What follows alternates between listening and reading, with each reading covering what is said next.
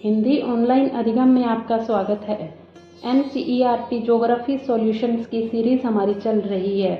Class 6 हम कर चुके हैं। यदि आपने नहीं देखा है तो वो वीडियो आप पहले देख सकते हैं, और इन्हीं से रिलेटेड MCQs की डिटेल सॉल्यूशन भी मैंने एक वीडियो में करवाई है, तो वो भी आप देख सकते हैं। ये सारे वीडियो CTET लेवल 2 के साथ साथ बैंकिंग, UPSC व ऑल टीचिंग एग्ज़ाम्स के लिए इम्पोर्टेंट है। आज हम करने वाले हैं क्लास 7। तो पहला चैप्टर है एनवायरनमेंट। पहला प्रश्न है, इनमें से कौन सा प्राकृतिक परितंत्र नहीं है? मरुस्थल, ताल, वन। प्राकृतिक यानी नेचुरल, तो इनमें से नेचुरल डेजर्ट और फॉरेस्ट दोनों नेचुरल हैं, बट एक्वेरियम जो है वो नेचुरल नहीं है, तो ताल इसका उत्तर हो जाएगा। कौन सा मानवीय पर्यावरण का घटक नहीं है? स्थल, धर्म, समुदाय। तो स्थल यानी लैंड जो है वो मानवीय पर्यावरण का घटक नहीं है। कौन सा मानव निर्मित है? पहाड़, समुद्र, सड़क। तो ये सब आप जानते ही हैं, सड़क जो है वो मानव निर्मित है। अगला प्रश्न है, इनमें से कौन सा पर्यावरण के लिए खतरा है? पादप वृद्धि, जनसंख्या वृद्धि, फसल वृद्धि। तो यहाँ देखिए, जनसंख्या वृद्धि जो है वो पर्यावरण के लिए एक खतरा है। सेकंड चैप्टर है इनसाइड अवर अर्थ। द्रवित मैग्मा से बने शैल हैं। द्रवित मैग्मा यानी लिक्विड मैग्मा, आग्नेय यानी इग्नियस, अवसादी यानी सेडिमेंटरी, कायांतरित यानी मेटामॉर्फिक।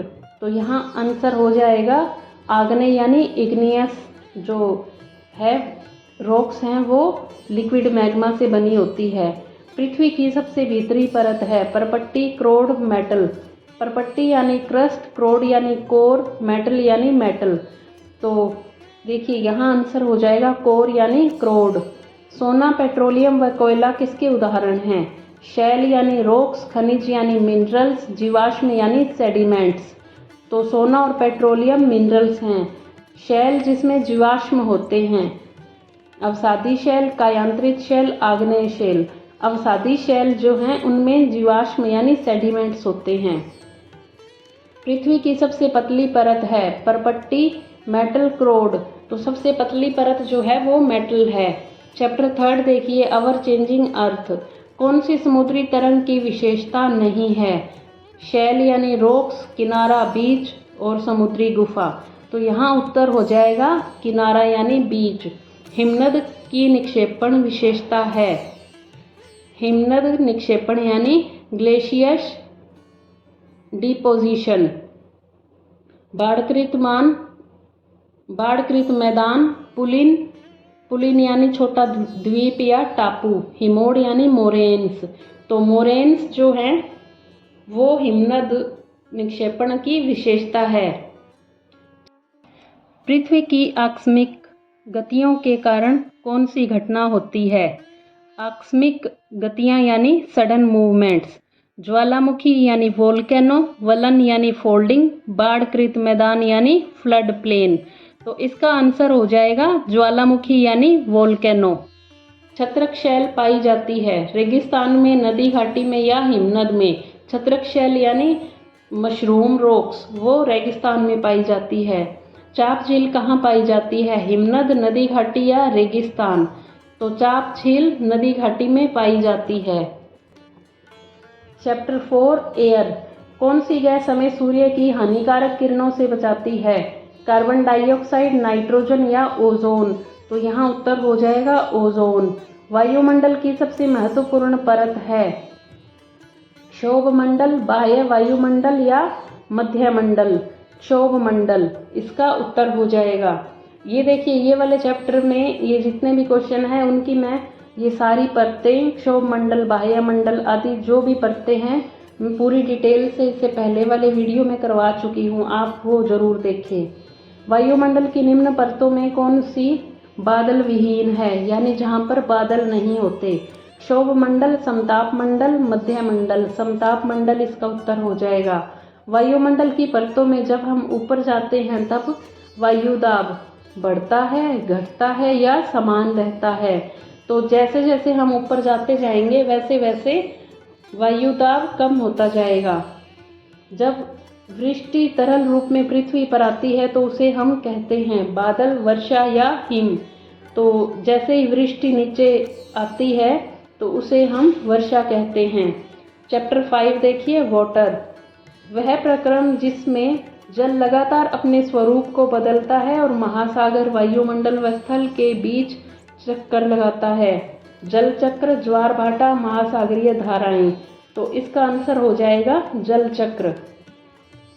जैसे देखिए, पानी अपना स्वरूप खुद को चेंज करता है, जैसे वो इवेपोरेशन और कंडेंसेशन और फिर लिक्विड, बारिश, इस तरह से वापस समंदर में आता है और स्टीम बन के ऊपर जाता है, फिर बारिश के रूप में नीचे आता है। तो ये सारा जो है वो लगातार चलता रहता है, जिसे जल चक्र या वाटर साइकिल कहते हैं।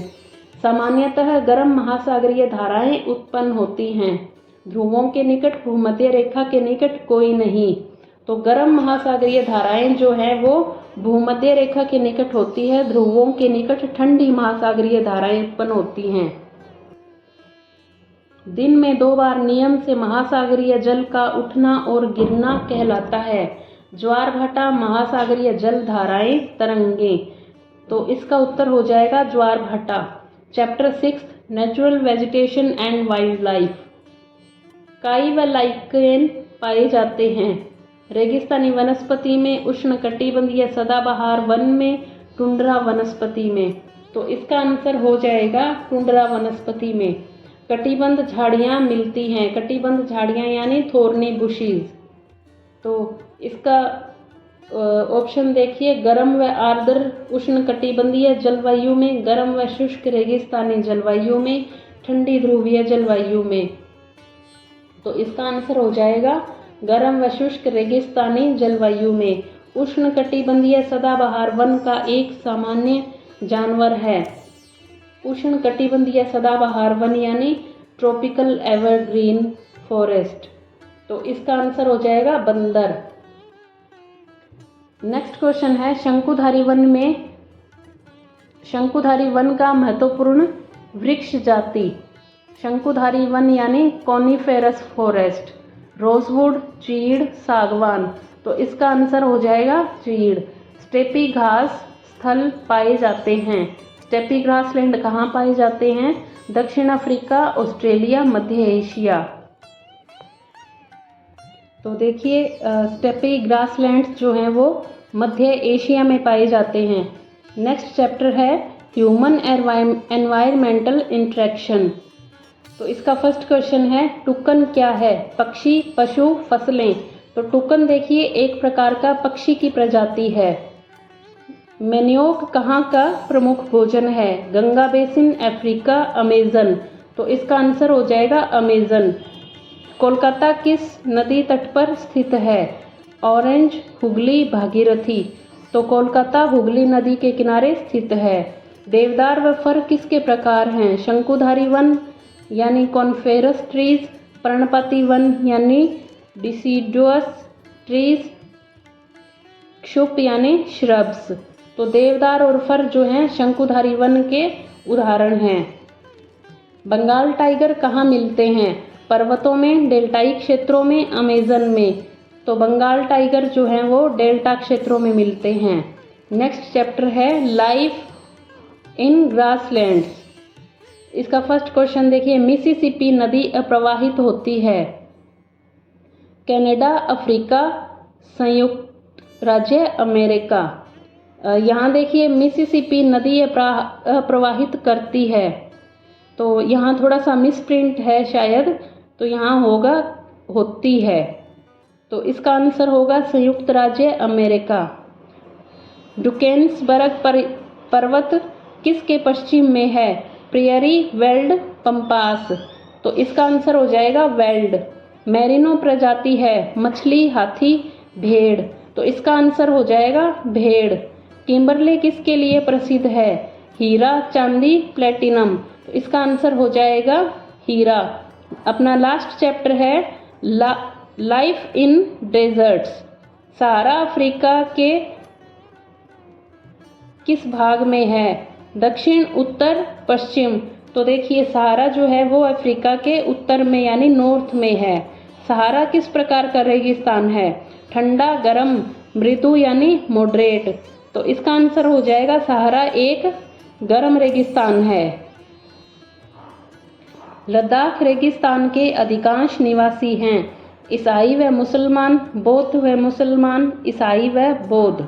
तो इसका आंसर हो जाएगा बौद्ध व मुसलमान। रेगिस्तान की विशेषता है विरल वनस्पति, अधिक वर्षण, अल्प जलवाष्पण। तो देखिए रेगिस्तान में अधिक वर्षा तो कभी भी नहीं होती और अल्प जलप्रवासन नहीं, वहाँ पे ज़्यादा जलप्रवासन होता है। तो इसका आंसर हो जाएगा विरल वनस्पति जो है वो रेगिस्तान की विशेषता है।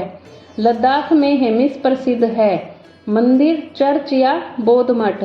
तो देखिए लद्दाख में अभी हमने ऊपर देखा था कि बौद्ध व मुसलमान ज़्यादा हैं, तो यहाँ पे हेमिस नाम से बौद्ध मठ हैं। नेक्स्ट क्वेश्चन है मिस्र निम्न में से किस फसल के लिए प्रसिद्ध है? गेहूं, मकई, कपास। तो देखिए मिस्र कपास के लिए प्रसिद्ध है और ये तो इतिहास में भी हमने फैक्ट पढ़ा है कि कपास के जो साक्ष्य हैं वो मिस्र से मिले हैं। तो ये क्लास हमने पूरी कर ली और नेक्स्ट वीडियो में क्लास 8th भी करेंगे। तो आपको क्लास कैसी लगी मुझे ज़रूर बताना, और अगर आपको हिस्ट्री सॉल्यूशंस भी चाहिए तो मुझे कमेंट बॉक्स में बता सकते हैं। आपको इसकी भी वीडियो प्रोवाइड करने की मैं कोशिश करूँगी। और वीडियो को शेयर एंड लाइक कर देना दोस्तों अगर आपको पसंद आया हो तो चलिए हिंदी ऑनलाइन अधिगम के साथ आप जुड़े रहें। धन्यवाद।